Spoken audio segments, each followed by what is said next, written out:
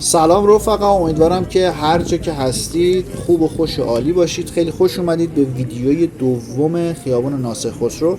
من تو ویدیو قبلی خیلی نتونستم توضیح بدم، یعنی فرصت نشد، اما تو این ویدیو توضیحات خیلی خوبی رو میخوام در مورد این خیابون بهتون بگم.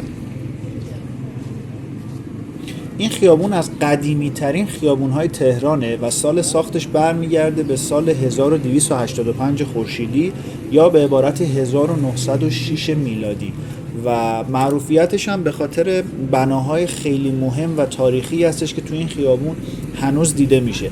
به عنوان مثال دارالفنون یکی از اون ساختموناست که قدمت خیلی زیادی داره و سال 1230 حتی این ساختمون ساخته شده و تو این خیابون هست. من تو ویدیوی قبلی قشنگ نشون دادم، اگر ندیدین حتما اون ویدیو رو ببینید.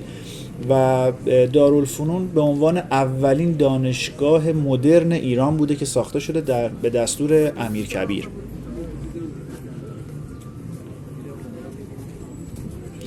و غیر از اون اولین داروخانه و اولین چایخانه تهران هم توی این خیابون بنا شده و در حال حاضر همونجور که میبینید این خیابون بورس لوازم پزشکی، شیمیایی، آرایشی و تک و توک لوازم التحریر و دوربین هم هستش که خیلیا برای خرید این اقلام به عنوان مرکز به این خیابون مراجعه میکنن.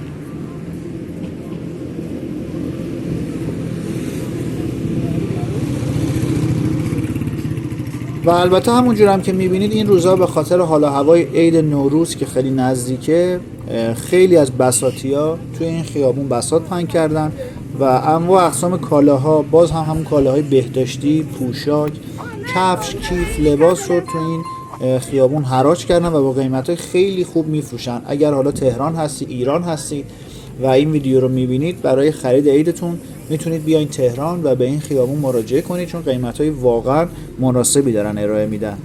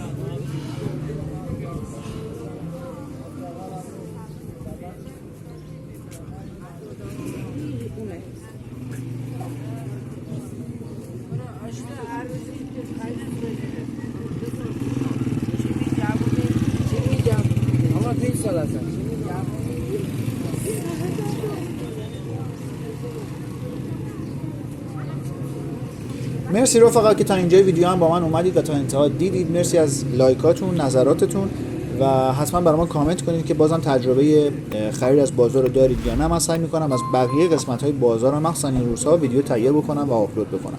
امیدوارم که هر جا که هستید سالم و سرحال و دلخوش باشید.